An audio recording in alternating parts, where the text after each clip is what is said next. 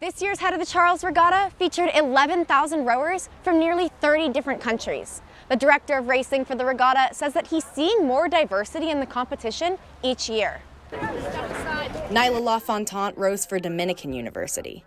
When she started rowing 2 years ago, she felt like she didn't belong. So at times, I did feel out of place. It was very rare for me to see another black girl in rowing. More than 80% of rowers registered with U.S. Rowing are white. Community Engagement Officer Jenny Trays says that the rowing community is changing. I go to the Head of the Charles and I see that there are more people of color. There are more people with disabilities. Organizers say that this year was the first time where the Head of the Charles had a crew made up of entirely Latina rowers.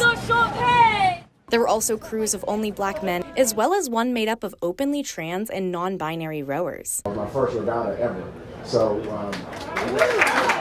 Kamal Carter runs a group working to make sports like rowing more inclusive. When people see just one coach, one student athlete who they can relate to or identify with that's outside the majority, then maybe it might inspire them. LaFontant wants to be that person. The very first all-black women's 8 rowed at Head of the Charles, and seeing that really solidified, like, you're here to show other black girls I can go into sports that don't typically have people like me. Some of the parents and coaches that I spoke to reminded me that rowing is not a cheap sport. In addition to entrance fees to regattas, membership fees, and coaching fees, to get one of these boats around me, which are called racing shells, you're gonna have to shell out at least $10,000.